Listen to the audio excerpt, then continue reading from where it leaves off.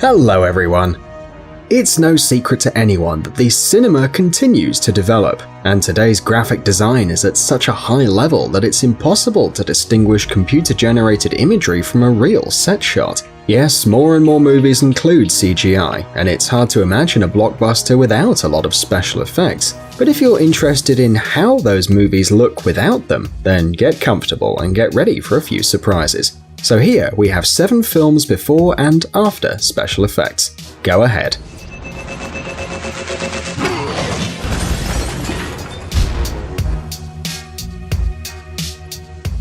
Game of Thrones. Attention, spoilers. If you haven't seen the 7th season of Game of Thrones, it's best to fast forward the video to the next movie or close your eyes and cover your ears for a couple of minutes. You ready? It's time to remember the incredible scene of the attack on the Lannister troops in the 4th episode of the season.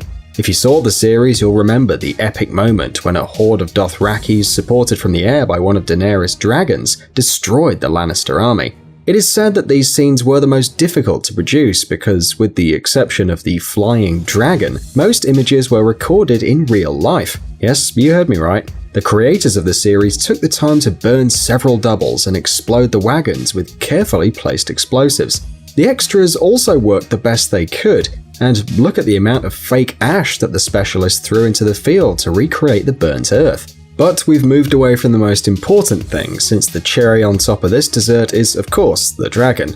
In this case, the developers used several technical tricks to recreate the presence of a huge mythological dragon in the recording set. All the shots from behind the dragon were made with the help of special cameras mounted on cables and drones. Once obtained, a drawn dragon and a very real Emilia Clarke were added to the scene. The actress also had to record scenes separately, riding a machine created especially for the occasion. To be honest, the resemblance to a dragon is minimal, so Emilia had to play with her imagination and act as if she were actually traveling on a huge dragon through the airs of Westeros. Around the actress, there were not even fake clouds. The whole scene was filmed on a green background. A similar situation was experienced in the 6th episode of the season, where Daenerys and her dragon managed to save Jon Snow and his team. After the traditional indoor recordings, Emilia was able to participate in the open field scenes with the other actors, on an island in the middle of a frozen lake. But, as it were, you can see the dragon's huge green back. Exactly that was the point at which the protagonists were running, trying to save themselves from the army of the dead. Attraction. This Russian film, directed by Fyodor Bondarchuk, has generated different reactions to the characters and their stories. However, it is obvious that the computer design in this film is incredible, especially for a Russian film, a country that doesn't stand out for the great special effects in its films. Besides, it is the first Russian alien film and its creators made quite an effort. For example, look at this scene from the trailer. A huge alien spacecraft lands in a region of Moscow, destroying huge buildings, bridges and stadiums in its path. It's hard to believe that all this is the result of the work of graphic designers. But the destruction of buildings is not the only example of CGI in this film. There is a scene in the first few minutes of the film in which the protagonists await the beginning of the story, and all the scenes in the background and inside the spaceship, as well as the fights with the extraterrestrials, were recorded in a pavilion with a green background. According to the director, 50% of the film is computer generated. The only question is, how did the actors imagine the space visitors in order to realistically recreate the encounter with them? Logan. Unlike the previous 2 films, Logan is not famous for the epic battle scenes between the good guys and the bad guys. Doesn't even have any great special effects, unlike the X-Men movies. Of course, digitized backgrounds were added in some places, but most of the special effects were dedicated to the film's protagonist. It's no secret that Hugh Jackman is the perfect actor for the role of Wolverine. But even the physical resemblance doesn't allow the actor to regenerate himself as the superhero, let alone use his adamantium claws. All this is possible thanks to the use of the CGI. In addition, the 18 classification of the film allowed us to enjoy decapitations and extractions of realistic and quite bloody bullets. By the way, some special effects were also used to give life to Laura, Wolverine's little clone, allowing her to have the same claws as Logan and throw herself at enemies with the same ferocity. but despite it being less incredible visually than other superhero films, it has received very good reviews thanks to its history and its realism. San Andreas. All the movies about catastrophes are full of special effects. It's obvious since no one is willing to destroy an entire city to create a 2-hour film about the destruction of humanity. For that reason, to destroy the state of California in the movie San Andreas, the designers had to work overtime to create more than 1,300 scenes with special effects for the movie. Among these scenes is the destruction of the Hoover Dam, which we had already seen in the movie Transformers, the fall of houses one after another, and, best of all, a huge wave that ended up wiping the poor city of San Francisco off the face of the earth. No one would actually use real water to make these scenes today, but imagine for a second how many buckets of water you'd need. And of course, the movie wouldn't be complete if the developers didn't show the destruction of the Golden Gate Bridge. In our opinion, film directors have a special relationship with this bridge. Not in vain, we constantly see its destruction on the big screen. X-Men, Star Trek, Pacific Rim, and Godzilla are just some of the movies in which we can see the famous bridge suffering. But the artists of the film in San Andreas made an effort to achieve very realistic scenes of destruction, combining between 4 and 15 images from the same place, mixing computer-generated images with real photographs, and performing all kinds of cinematic tricks. But the most amazing special effect of the film is Dwayne Johnson, who played his first dramatic role in this film, and his acting skills are pretty impressive, don't you think? Spider-Man: Homecoming.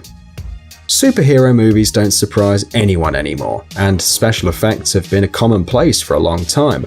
But what would you think of a movie about a comic book character without CGI, and moreover without a stuntman for the main character? Yes, it's true.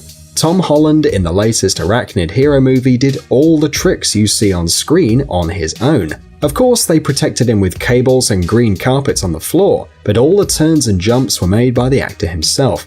But this is not the most interesting thing. Many scenes of the film were made in the filming set without special effects. Yes, even the mandatory scene in any superhero movie where the protagonist saves everyone. For the mid-cut ferry scene, the developers built a full-size copy, which they then filled with water and balanced with the help of special mechanisms, scaring off extras, stuntmen, and the actor himself. However, the film was not fully CGI-free, but we're not talking about obvious moments such as the interface of Spidey's suit or the flight in the air, but the ascent of the Washington Monument. Despite the actor's prowess, he was not allowed to climb the building on his own, and they built a couple of safe levels of the monument in a pavilion. Surely we can forgive the director of this little deception. After all, nobody would have liked the new Peter Parker to have suffered in the recordings, right? Transformers: The Last Knight. You probably know that each and every film of the Transformers saga has a bunch of explosions, gigantic robots, and incredible action scenes. Maybe these films are not a great example of movie drama or acting quality, but we still love them. And one of the main features of these films is the special effects. This is no surprise, given that Michael Bay is a true master in the science of CGI. Several scenes with no actors involved were created from scratch using computers. But there were scenes filmed with our beloved green background too. For example, in the scene where the heroes are running towards a big scary wave, the actors really got wet using a special inclined platform, and the epic landscape was added later. The same can be said about the falling scene, where the lives of the characters played by Mark Wahlberg and Laura Haddock were literally hanging by a thread. The characters were hanging over an abyss, grabbing only a small metal thingy. To create a real sensation of fear, the filming crew created a special device, a whole room that rotated the actors, forcing them to fall. Truth be told, the actors did have safety devices on them, unlike their characters, and nothing was exploding around them, but they still did a great job. 2012. And finally, another disaster movie.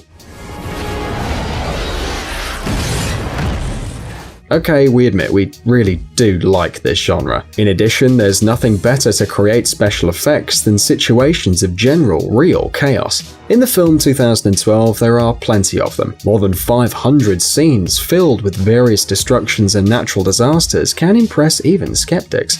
According to Stefan Toriansky, an artist on visual effects, many moments in the film demanded simply colossal computing power, so much was the work done. They even used 250, can you picture it? 250 of the most powerful computers to process all the graphical information. And this is without counting the numerous takes involving actors. By the way, most of the scenes in the 2012 movie, like in the movie San Andreas, are multi-layered. That is, they consist of several images. The pictures were superimposed on each other in such a way that you could accurately believe, for example, that the aircraft carrier was actually sweeping away the White House from the face of the Earth, and that the plane was moving between the falling skyscrapers. Scenes with people were shot against a blue background, and its dimensions, like the scale of everything else in the film, are really impressive. The creators needed a huge canvas 42 feet high and 2,000 feet long, and in addition to that, some platforms to simulate an earthquake, and a whole bunch of pyrotechnics. So if you want to spend an evening looking at the massive destruction of mankind, this is the film that you need. Well friends, we look forward to reading your comments on the video, and don't forget to give us a like.